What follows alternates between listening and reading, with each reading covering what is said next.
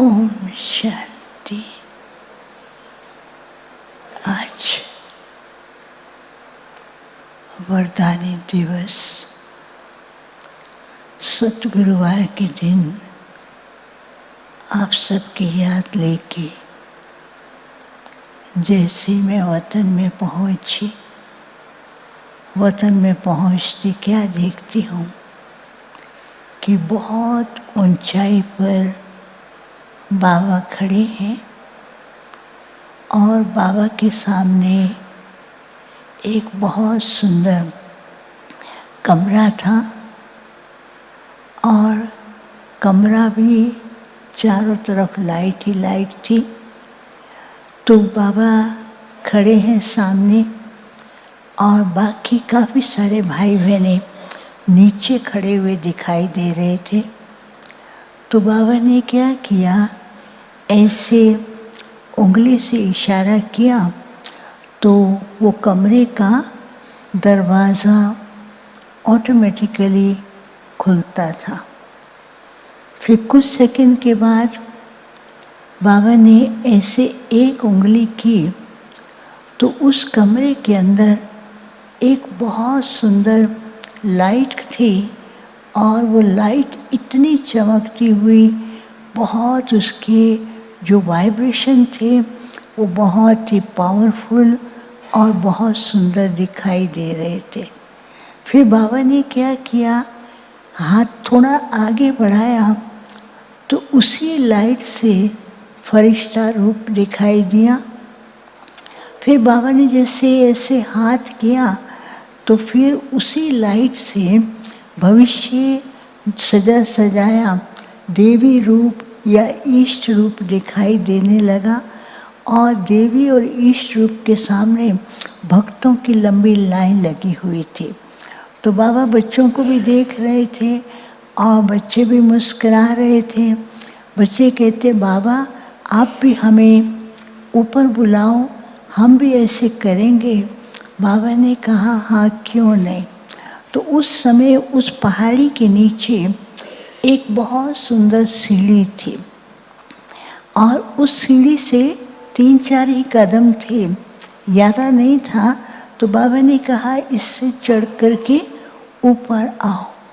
तो जैसे ही वो उस सीढ़ी पे कदम रखते हैं तो जो पहला स्टेप था उस स्टेप में ऐसे हलचल और वो सीढ़ी का स्टेप कभी इधर कभी उधर जाता था। तो उस पे लिखा हुआ था, स्वयं के संस्कार और दूसरों के संस्कारों का आपसी टक्कर। तो दूसरे स्टेप पर लिखा हुआ था कि प्रकृति की विभिन्न परिस्थितियाँ, और तीसरे स्टेप पर लिखा हुआ था कि क्यों क्या के कई प्रकार के क्वेश्चन का ऐसे सर्कल बन जाता था। तो बाबा ने कहा कि आओ सब बच्चे आओ। तो फिर भी वो चढ़ते हैं, कोई पहला स्टेप पार करता है तो दूसरे स्टेप के अंदर वो बीच में अटक जाता है। फिर कोई तो मुश्किल से ही अभी पार ही नहीं कर पा रहे थे। तो बाबा ने कहा, देखो बाप जो है आज बच्चों के परफेक्शन की स्थिति को देख रहे हैं। उस स्टेज पर पहुंचने के लिए बच्चे भी पुरुषार्थ कर रहे हैं, लेकिन अभी बच्चों के सामने कौन कौन सी बातें रुकावट या उस स्पीड को बढ़ाने में कमी कर रहे हैं। तो पहला बाबा ने कहा कि अभी भी बच्चे पुरानी बातों के संस्कार और पुराने संस्कारों को लेकर और आपसी संगठन के जो संस्कार हैं उनके झमेलों के अंदर बीच बीच में घूमते रहते हैं। और जबकि बाप ने पहले से बता दिया है कि बच्चों का अभी ब्राह्मण जीवन एक नया जीवन है, पुरानी बातों को फुल स्टॉप। फिर दूसरा बाबा ने कहा, अभी जो प्रकृति है वो अपना बीच बीच में विकराल रूप दिखा रही है और प्रकृति के विकराल रूप को देखकर बच्चे कभी डरते भी हैं, घबराते भी हैं, और फिर बच्चों के सामने कभी कई प्रकार की उलझन आ जाती है। और तीसरी बात बाबा ने कहा कि बाप ने हर बात का बच्चों को स्पष्टीकरण दे दिया है, लेकिन फिर भी बच्चे क्या करते हैं, कई बातों में खुद के द्वारा ही खुद कोई न कोई बात को मन मत से क्रिएट करके क्यों क्या क्या एक बहुत बड़ा जाल बिछा देते हैं। तो फिर बाबा ने क्या किया, दूसरी एक सीढ़ी दिखाया। उस सीढ़ी के ऊपर लिखा हुआ था, पहले स्टेप पर लिखा था ब्राह्मण जीवन, नया जीवन, महत्वपूर्ण जीवन, और दूसरे स्टेप पर लिखा हुआ था प्रकृति जीत, माया जीत, और तीसरे स्टेप पर लिखा हुआ था स्वराज्य अधिकारी। तो फिर बाबा ने कहा इस सीढ़ी को छोड़ के इस सीढ़ी से चढ़ो। जैसे उस सीढ़ी पे कदम रखते हैं दूसरी सीढ़ी पर, तो एकदम फटाफट चढ़ जाते हैं और ऊपर जाकर के बाबा के पास सब खड़े हो जाते हैं। तो बाबा ने कहा देखो ये दृश्य को कौन अपनी उंगली से टच करेगा। तो जैसे बाबा ने कहा उंगली से टच करना है, उंगली से इशारा करना है, तो कुछ बच्चे थे जो अपनी स्व स्थिति में थे, वो इशारा करते थे, तो एकदम उनका अव्यक्त स्वरूप बिल्कुल लाइट दिखाई देता था। कुछ बच्चे ऐसे थे जो उंगली से ऐसे हाथ किया तो उनका फरिश्ता रूप सामने आने लगा। फिर बाबा ने कहा सब बच्चे हाथ करो। जैसे हाथ किया तो सबका सजा सजाया इष्ट रूप दिखाई देने लगा। तो बाबा ने कहा अभी समय परिस्थितियाँ अपना रूप बदलते जा रहे हैं और बच्चों का 1 सेकंड का ही पेपर है।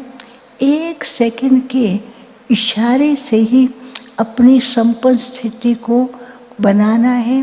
तो इसलिए बाबा ने कहा एक के साथ संबंध रहे, एक ही साथी हैं, और दूसरा संकल्पों को कम करके इकोनॉमिकल बने। बाप ही साथी हैं और बाप से जो शक्तियाँ प्राप्त हो रही हैं उन शक्तियों से विजयी और भविष्य और भक्तों के लिए बच्चों को उनकी आशाएं पूर्ण करने वाले ईष्ट बनना है। तो बाबा ने कहा प्रकृति तो खूब खेल दिखा रही है और भी कई प्रकार के खेल दिखाएगी, लेकिन बच्चों को साक्षी होकर प्रकृति जीत बन कर के चलना है और सदा एक ही संकल्प में कि बाप मेरा साथी है। तो जैसे उस संकल्प को करेंगे तो आपके जो संपन्न स्वरूप है वो सामने जल्दी प्रकट होगा और उस स्वरूप के अंदर भी टिक सकेंगे। फिर तो बाबा को मैंने भोग रखा और भोग स्वीकार कराने से पहले ही मैंने बाबा को कहा बाबा आज तो सब मधुबन निवासी सब ने खास मोहिनी बहन के निमित्त याद प्यार दिया है। तो बाबा ने जैसे ऐसे किया तो ऐसे हाथ की ताली बजाई, वो तो दूर से दौड़ती दौड़ती आई बाबा बाबा करके और बाबा के गले लग गई।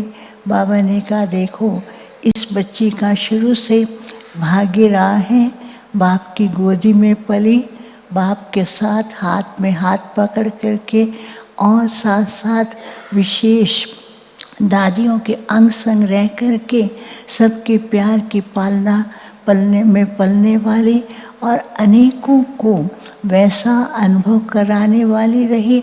खुद भी हंसती खेलती और कोई भी प्रकार की उलझन लेके आता तो उस उलझन को 1 सेकंड में हंसते हंसाते पूरा कर देती थी। ये भी एक बहुत विशेष गुण और बच्ची का भाग्य रहा है। तो फिर फटाफट कहती बाबा आज तो मधुबन से भोग आया है, तो ऐसे फटाफट खोलने लगी। बाबा ने कहा हाँ बच्ची तुम्हारे को भी सब याद करते हैं। फिर कहती हैं बाबा तो बीच बीच में मेरे को मधुबन भी भेजते हैं, और मैं यहाँ आकर के सबको देखकर और बाबा के स्थानों को देखकर मुझे भी बहुत खुशी होती है कि बाबा के लाडले बच्चे कितनी सेवा कर रहे हैं। फिर जैसे ही भूख था तो बाबा ने उठाया मोहिनी बहन को खिलाने। मोहिनी बहन कहे नहीं, पहले तो मैं बाबा को खिलाऊंगी। और बाबा को भूख स्वीकार कराया, बाबा ने उसको स्वीकार कराया। फिर कहती बाबा सबको बुलाओ ना। तो जैसे ही कहा ना तो ढेर मधुबन निवासी और सब कई भाई बहनें थे। तो बाबा को कहती बाबा आज आप इनको भोग खिलाओ। बाबा ने कहा नहीं नहीं, आज तुम खिलाओ। कहती नहीं। फिर तो बाबा का हाथ पकड़ लिया। तो बाबा के हाथ पकड़ करके ऐसे कर रहे थे बाबा और मोहिनी बहन सबको भोग के सबके पास पहुंच रहा था और बहुत खुश हो रही थी क्योंकि उसको रहता था सबको वैरायटी भोजन खिलाएं। और फिर तो बाबा ने सबको याद भी दिया और मोहिनी बहन ने खास दादियों को याद करते हुए, सेवा साथियों को याद करते हुए सबको याद भी दिया, थैंक्स भी दिया। और उसके बाद फिर जिनके निमित्त विशेष भोग थे उनके प्रति भी बाबा को याद दिया। तो बाबा ने सबको सामने इमर्ज करते हुए दृष्टि के द्वारा उनको भी वरदान और शक्ति दे रहे थे। अच्छा, ओम शांति।